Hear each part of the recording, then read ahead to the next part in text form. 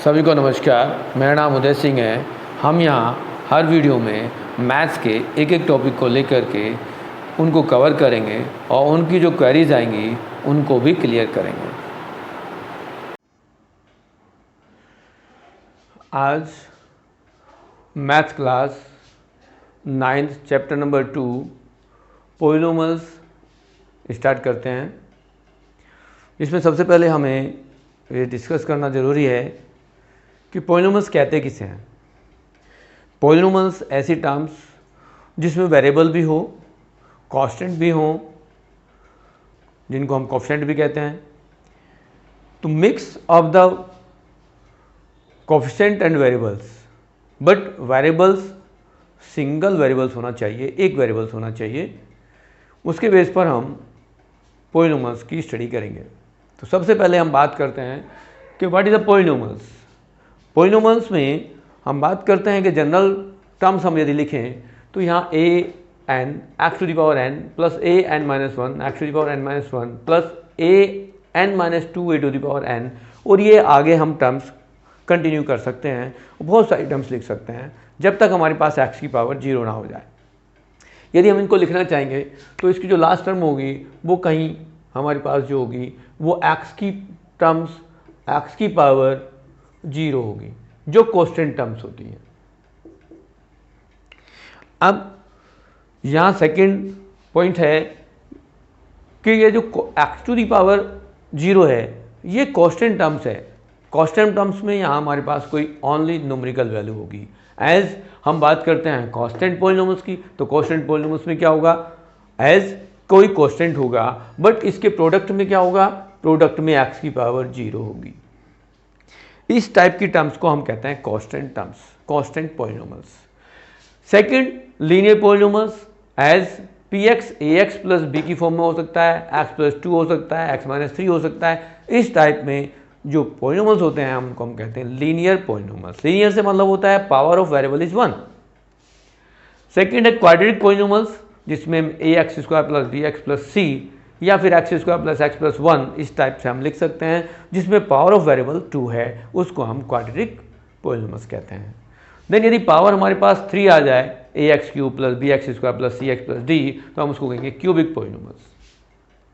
Similarly यदि हमारे पास power of variable 4 हो जाए तो उस टाइप के पॉलिनोमियल्स को हम बाय क्वाड्रेटिक पॉलिनोमियल्स कहते हैं, जैसे ax की power 4 plus bx cube plus cx square plus dx plus e। a b c d e all are coefficient of variable. ये कांस्टेंट वैल्यू होंगी, ये इंटीजर्स होंगे। ए बी सी जो भी हैं, A B C D E anything, all are integers, means numerical values होंगी with positive और negative values. Now zeros of the polynomials और the roots of the polynomials हम कैसे फाइंड करेंगे और क्या होते हैं। नॉर्मली जितने पॉलिनोमियल्स की पावर होगी हमारे पास, किसी पॉलिनोमियल्स की पावर जितनी है उसके उतने ही जीरोज होते हैं, उतने ही रूट्स होते हैं। यदि हमारे पास लीनियर पॉलिनोमियल्स है तो इसके एक जीरो होगी, यदि क्वाड्रेटिक पॉलिनोमियल्स है तो उसके 2 जीरोज होंगे, या क्यूबिक पॉलिनोमियल्स है तो 3 जीरोज होंगे, 4 पावर है तो इसकी 4 जीरोज होंगे।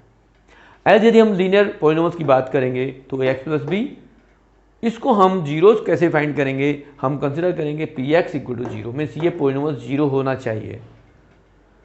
x की क्या वैल्यू हो जिसमें ये पॉलिनोमियल 0 हो जाए, तो हम कंसिडर करेंगे P x equal to 0, A X plus B equal to 0, A X equal to minus B और X equal to minus B upon A is the zeros of this linear polynomials.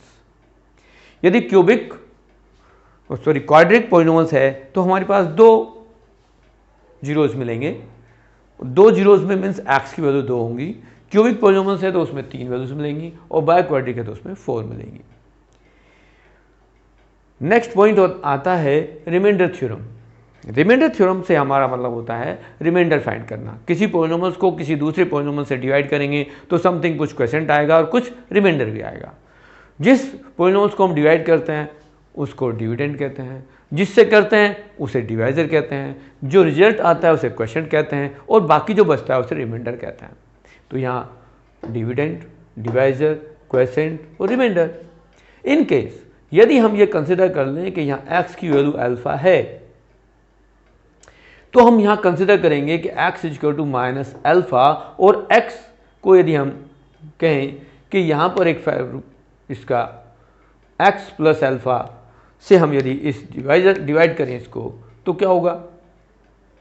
यदि हम यहाँ divide करते हैं x plus alpha से, x plus alpha means g x equal to x plus alpha, तो x की value क्या होगी?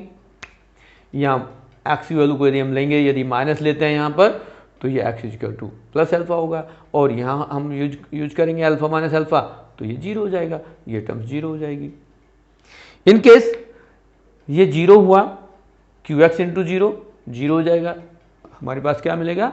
सिर्फ रिमाइंडर आर एक्स, और ये कांस्टेंट टर्म्स होगी, तो P alpha equal to R x which is reminder.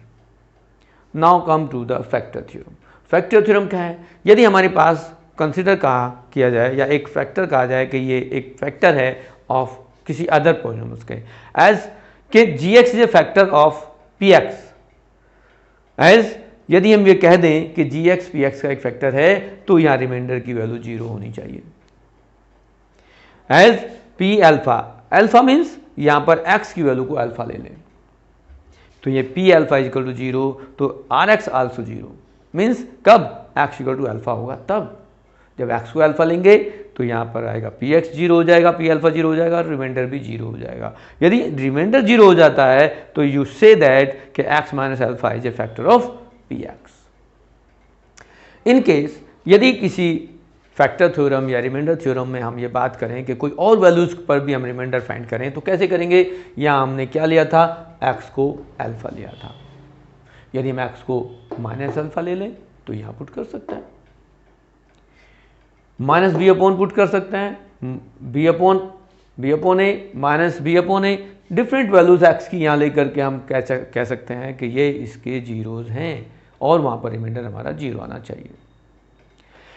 ये basic points of this chapters, some important identities of this chapters जो यूज होंगी वो ऑलरेडी तुम कुछ पढ़ चुके हो, और 9th में फिर इसको हमें पढ़ना है। तो सबसे पहले आइडेंटिटी होती है a plus B of whole square also equal to a square plus 2ab plus B square.